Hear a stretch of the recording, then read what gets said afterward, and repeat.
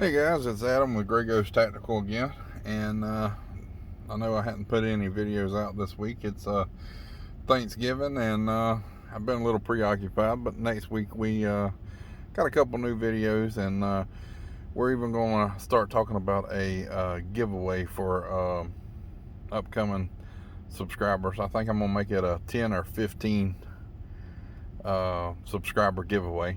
Hadn't decided yet. Hadn't decided on what I want either. So if you see this video and you're interested in it, put down in the comments what you would like to see given away within reason. But going forward, today I have the Finnhawk from Coldsteel. It is a great little knife for about 18 bucks on Amazon.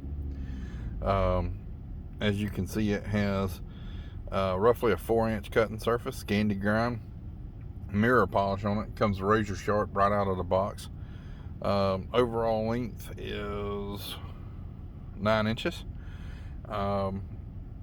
This is very similar to a mora knife. Much better quality though. It's got the same Secure-X type sheath and all. And I would consider this a great bushcraft camping knife. Normally I don't distinguish between the two, but I'm gonna set up a kind of distinguishing feature. Would this be a good survival knife? Yes, it would be better than nothing. It would be better than a pocket knife. However, when I think of a survival knife, I think of a couple key features. A survival knife is meant for tough everyday use, like beating and pounding, and you're in a emergency situation. This is all you have with you, and it's a tool that you have. Bushcraft camping type knife, I'm going to assume that this was a planned event and that you have other tools to kind of help out with. Will this knife peel a potato? Absolutely. Will this knife shave the hair on your arm? Absolutely. Will this knife baton wood? Absolutely. If I was in a real survival situation, say I was flying and the plane went down and all I had was this knife, would I be batoning wood with it? Probably not. I would be using it I would be very careful with this knife because it would be my only tool. But then again, if you needed something and it was a matter of life and death, then yeah, I would baton with it. And I'm pretty comfortable stating that it would hold up to batoning, or, would this strike a ferro rod? Absolutely, positively. And again, if I was camping, I really wouldn't be, if this was my only knife and I needed to baton wood, then yeah, I would baton. Usually I would partner this with a larger knife or a hatchet or a tomahawk or something that's actually meant to process wood. But I would feel comfortable that this would actually do it. And with me being camping and it being a planned event, I'm not in a survival mode. I wouldn't be as worried about it if I was to break my only cutting tool. Worst case scenario, you just pack up and go home if it gets that bad. Now, again, survival knife is the knife that you have on you in the time of an emergency. A actual survival knife is a very robust, multi-purpose knife, and it is designed exactly for that. Most people that I know do not carry a survival type knife and with them on a everyday basis.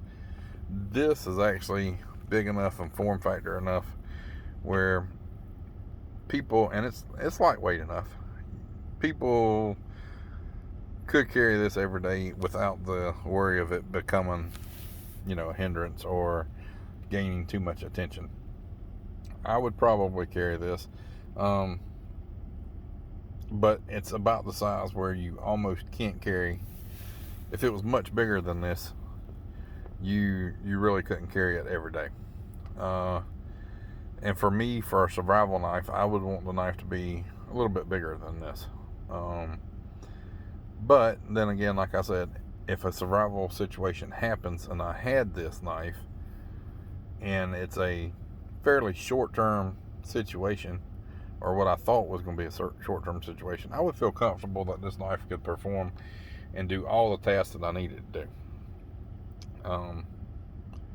You know, disagree with me in the comments if you want to, but like I said, you know, a folding pocket knife is a survival knife if you're in a survival situation. Would I do the same? Would I baton with that? Probably not. And I would be very careful on what I cut. I wouldn't want to damage my blade or damage my, you know, the lock if I was in a survival situation. Especially if I did not know how long I would be in that survival situation. This will take a pretty good bit of abuse, even though it is a, you know, rat tail tang. I'm pretty sure that's what it is. I doubt it's full tang. But like I said, this is just like a mora knife. A mora knife is tough as hell. Thousands and thousands and thousands of people use a mora knife for everything every day. Pretty similar sheath. I don't really like these sheaths. I understand the point of them. If you get one that doesn't have the hole drilled in it, go ahead and pop a little hole in there, just so if you are using it camping or whatever, the water is free to drain out of these. But this is a great knife. 17 bucks. I actually like it a little bit better than the mora. It's a little bit bigger, and I like the handle a little bit better. I've got large hands, and I can get a full grip on this. I could even attach a lanyard there if I wanted to. And I like the blade shape a little bit better. I like a wider blade. But yeah, this is a great knife. Overall, 5 out of 5. The sheath, it leaves a little bit to be desired, but if you upgrade the sheath, it would be like a 5+ out of 5.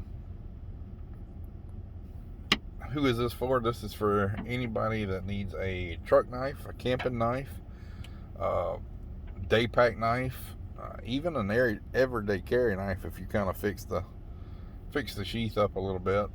And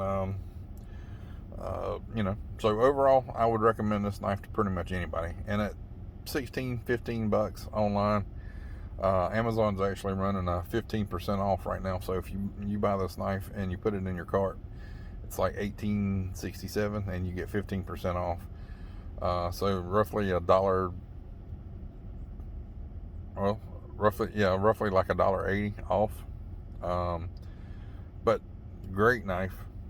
Super sharp out of the box, easy to maintain, easy to sharpen. It is a high carbon steel, so you do have to, you know, oil it every once in a while. But overall, great knife. It comes in black, comes in this coyote color, and I believe there's a couple other colors. But you know, Coldsteel, I absolutely love everything Coldsteel does. And I'll get this to focus here. You can kind of see what the steel says. Oh, this is a stainless blade. I'm sorry. Yeah, it's not a high carbon. So you don't, and it's made in Taiwan. So you don't have to be as careful about it rusting as a mora. Well, like I said, this is a great knife, great price, and I highly recommend it. This is Adam with Grey Ghost Tactical, out.